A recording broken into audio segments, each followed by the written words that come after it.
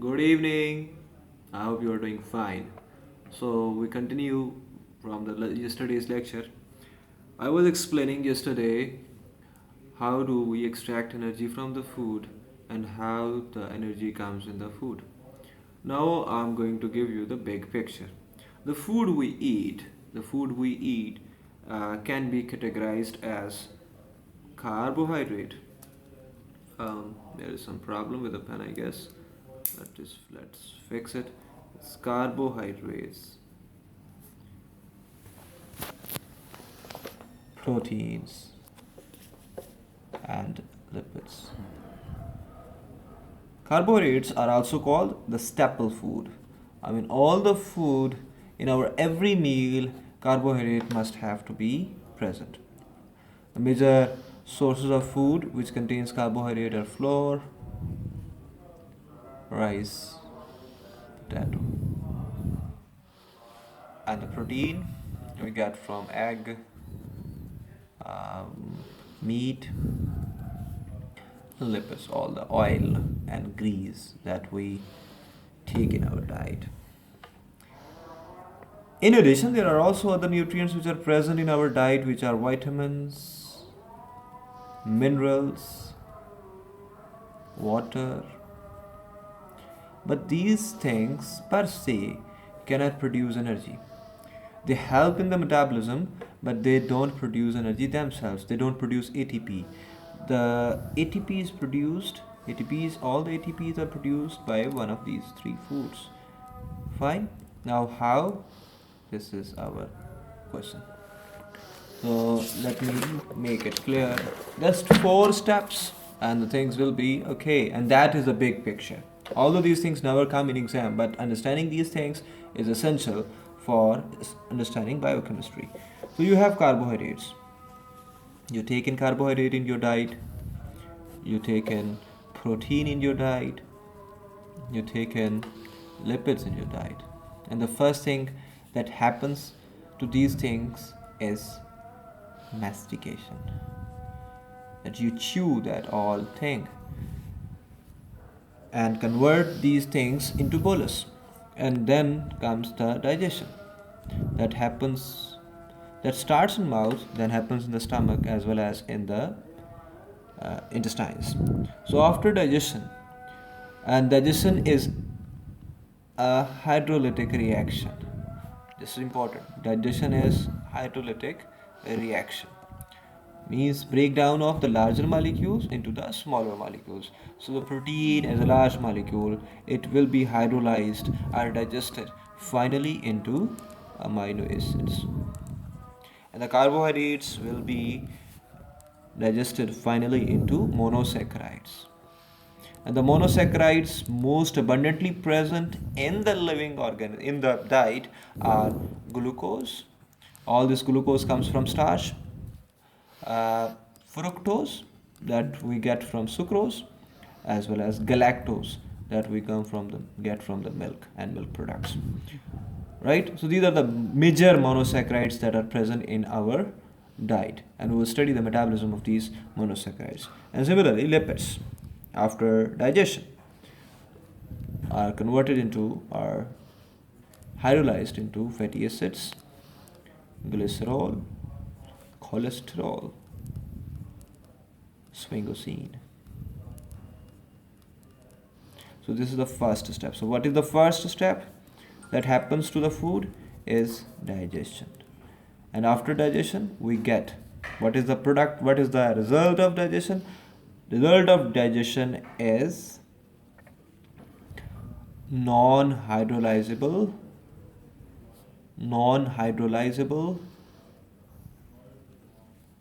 monomers, which are in case of proteins the amino acid, in case of carbohydrates the monosaccharides, and in case of lipids fatty acid, glycerol, cholesterol, and sphingosine. So this is the first step. I think this is clear. So all the food that you are taking in your diet, either this is pizza or this is shawarma or this is shashlik or this is whatever that you're taking in your diet, that actually is going to make either amino acid, either these monosaccharides or these things, and that are there in the small intestine. Do you have any question? Sir, how does the process of digestion starts during mastication or when we are chewing the food? Because it's too early and the food is just getting into our mouth and getting broke down into little pieces. How does digestion start Yeah, at that time? the little part, and that is the saliva. Saliva contains enzyme which is called salivary amylase, and salivary amylase can digest amylose and amylopectin present in our food. I mean the starch present in our food. It starts the process of hydrolysis, but digestion never completes in mouth. It just starts in the mouth. Most of the carbohydrates are in effect practically they are digested in the uh, intestines.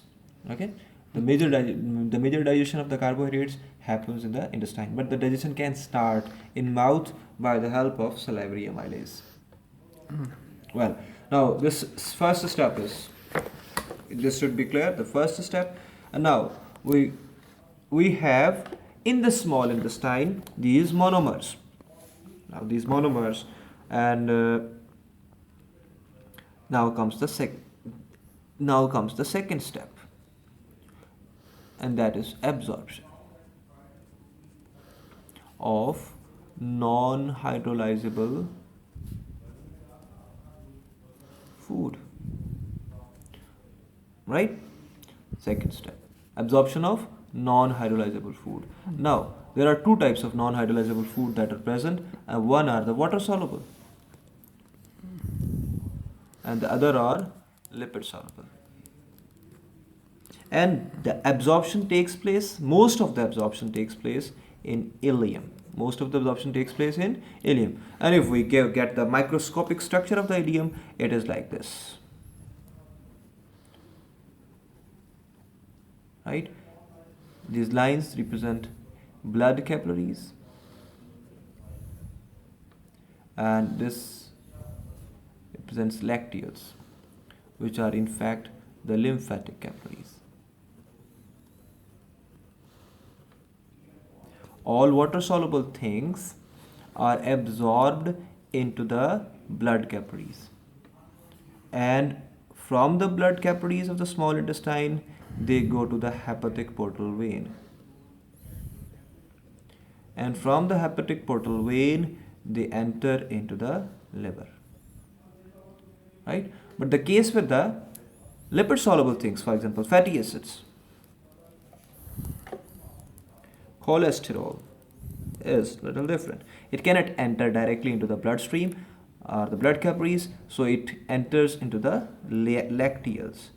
And from the lacteals, and in the lacteals there are proteins present, already present, and then this lipid combines with those proteins to make lipoproteins. Inside the lacteals, lipoproteins. And the lipoproteins formed in small intestine. So why can't fatty acid directly can't enter directly?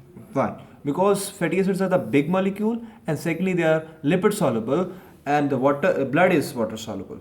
So whenever there is some lipid thing entering into the blood, it can clog the vessels, it can block the vessels. So anything which is entering into the blood should be water soluble. Okay, and these lipids enter into the lacteals and combine with proteins to make these lipids water soluble. Okay, so lipoproteins are formed in the small intestine. Lipoproteins which are formed in the small intestines are called chylomicrons. This is important to understand, chylomicrons. Now these chylomicrons, which are present in the lymphatic system now, they, through thoracic duct, enter to the systemic circulation. And so what are chylomicrons? Chylomicrons are the lipoproteins which are formed in small intestine. Lipid enters into the lacteals and the protein is already present in the lacteals. So what is the function of chylomicrons? Chylomicrons are the lipoproteins which transport lipid, which transport dietary lipid in the body. Systemic circulation. And from the liver, this also goes, the food or the non-hydrolyzable food, amino acids, glucose, galactose, sucrose, fructose, they through blood capillaries and go to the hepatic portal vein, and from the hepatic portal vein they go to the liver, and from the liver to the systemic circulation. So anything which is water soluble first must have to reach the liver before entering into the systemic circulation. And this is a really very good thing, because all the medicine we take in, poisons, they first are processed in the liver. Liver process them, detoxify them, and then give them the opportunity to enter into the systemic circulation. So this is the process of absorption. But here just a revision thing which I hope you should do yourself, and that is how the things move from small intestine to blood capillaries or lymphatic capillaries, which are lacteals.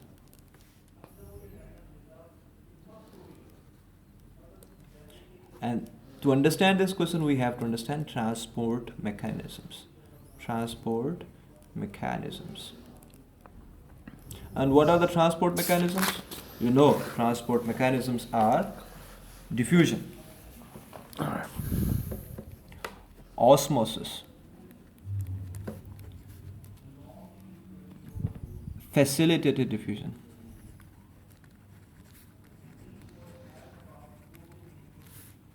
active transport,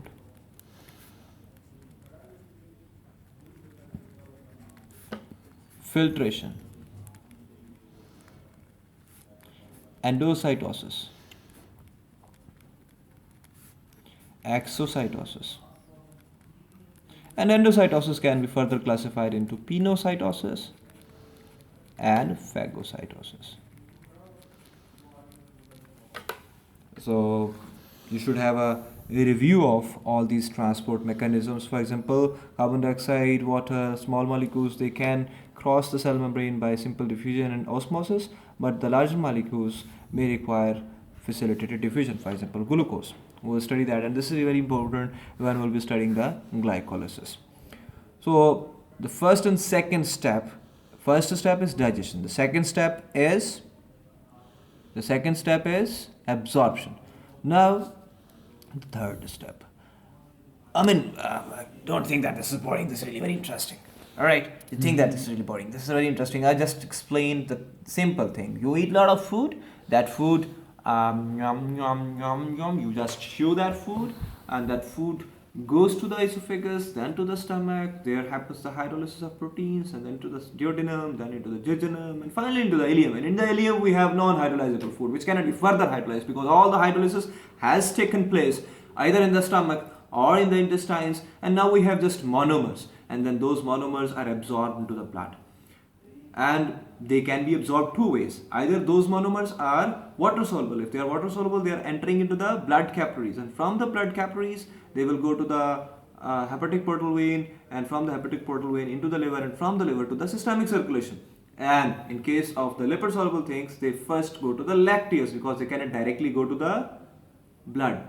So they go to the lacteals. In the lacteals there are proteins already present, and the lipid plus proteins in the lacteals make lipoproteins, and we call those lipoproteins which are formed in the small intestines the chylomicrons. Chylomicrons move in the lymphatic system for a while, and then by the thoracic duct they enter into the systemic circulation. This is the two-step digestion and absorption. We can make it just one step, that just digestion and absorption are just one step. You can say, but if you want to make it two, that's okay, that's not a problem. So now we move towards what is going to happen afterwards. Afterwards happens the oxidation. As I explained in my yesterday's video, that we get energy from the food by oxidation. So let's start with carbohydrates. Monosaccharides. You have monosaccharides. Monosaccharides, they are glucose, galactose, and fructose. All these things are oxidized into pyruvate. Oxidized into pyruvate. You can say converted into pyruvate. Alright, oxidized into pyruvate, and this process is called glycolysis. This is important to understand. All the monosaccharides are converted into, are oxidized into pyruvate, and the pyruvate then is oxidized into acetyl CoA. So the formation of acetyl CoA from the food is the second step. Okay, what happens to the amino acids? Many of the amino acids are directly oxidized to acetyl CoA, but some of them are also oxidized first into pyruvate and then finally into the acetyl CoA. And what happens to cholesterol and fatty acids?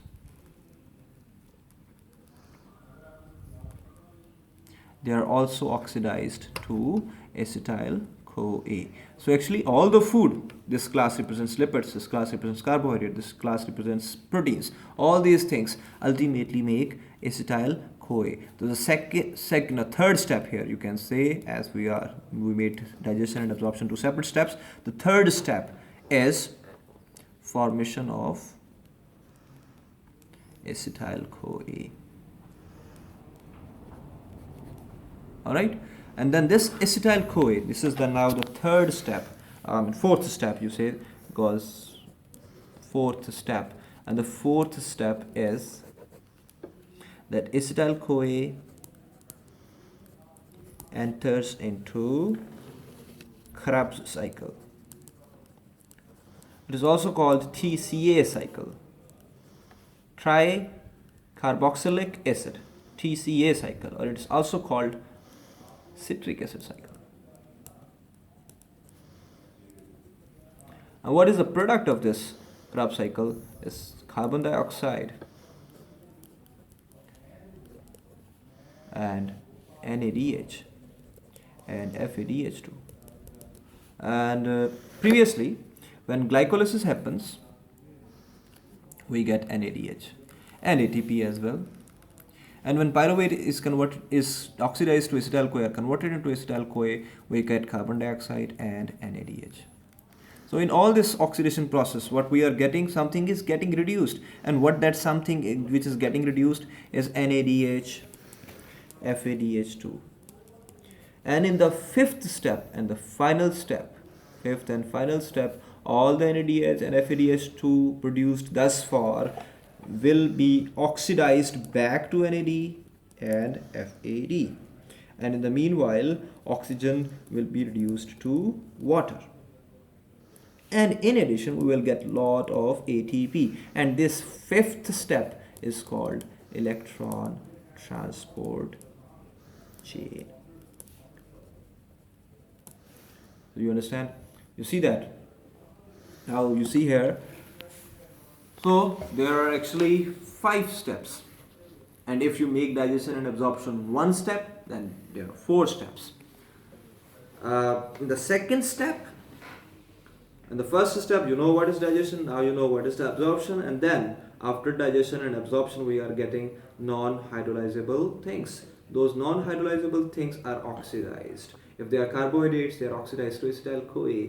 First make pyruvate and then make acetyl CoA. If there are amino acids, some of amino acids make pyruvate, others make acetyl CoA. Similarly, cholesterol and fatty acid, they are also going to make acetyl CoA. So acetyl CoA is the third step in the process of energy metabolism.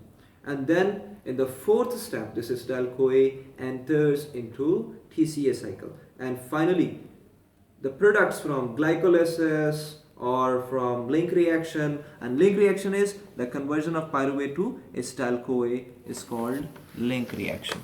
The conversion or the oxidation of pyruvate to acetyl CoA is also called link reaction. So glycolysis, link reaction, Krebs cycle produce lot of FADH, NADH, and all these NADH and FADH is oxidized back to NAD and FAD, and in this process oxygen is converted into water.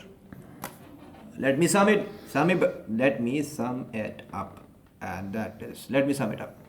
See here. So I think this is really big picture is to see that whatever the food you are taking in your diet, that food is absorbed into the blood, and after from the blood it goes into all the cells, and in all the cells what is happening with the carbohydrates, I mean monosaccharide, it's going to make acetyl-CoA. What's happening with protein? It's going to make acetyl-CoA. Here proteins that directly don't come into the blood, I'm talking about amino acids, and similarly cholesterol and fatty acid, they are going to make acetyl-CoA. And then this acetyl-CoA enters into the Krebs cycle, and the products from link reaction, glycolysis and Krebs cycle, they go to the electron transport chain to make lot of ATP. Just final point, and the lecture is over, and that final point is that till this step, formation of pyruvate, that happens in cytoplasm. Link reaction, Krebs cycle and electron transport chain. Link reaction, Krebs cycle and electron transport chain happens in mitochondria. Link reaction, Krebs cycle and etc. They happen in mitochondria. So actually all the ATPs are produced in mitochondria. That is the reason mitochondria is called powerhouse of cell. Clear? Any confusion? So now you understand what are the 4 or 5 steps? Yeah, let me summarize it in just few lines, and that is, the first step is mastication for the solid foods, digestion. Other name for digestion is hydrolysis. Then absorption. After absorption, formation of acetyl-CoA. Then Krebs cycle. And finally the electron transport chain. Clear? Alright, now a big twisty thing. In my yesterday's video I was explaining C6H12O6, which I keep on referring food. It reacted with oxygen and it made carbon dioxide and water. 6 molecules of carbon dioxide, 6 molecules of water, 6 molecules of oxygen, and a lot of ATP. Now it was just one reaction. Now I have broken this one reaction into actually these 3 reactions. Right? You see, first glucose is converted into pyruvate, and then pyruvate is converted into acetyl-CoA. Then acetyl-CoA goes to the Krebs cycle, and from the Krebs cycle, just see that one molecule of glucose makes 2 molecules of pyruvate.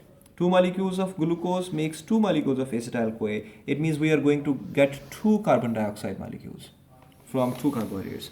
And if 2 acetyl-CoA enters into the Krebs cycle, we are going to get 2 molecules of carbon dioxide and 2 molecules of carbon dioxide. So total, how many carbon dioxide did we get? We get 2 plus 2 plus 2, 6 molecules of carbon dioxide. And similarly, here 6 molecules of oxygen are consumed to make 6 molecules of water. So the net reaction is actually 1 molecule of glucose. 1 molecule of glucose is making 6 molecules of carbon dioxide and 6 molecules of water by the process of glycolysis, link reaction, Krebs cycle, and electron transport chain. We will study each of this in the coming videos. Thank you. Bye bye. Any question, ask me.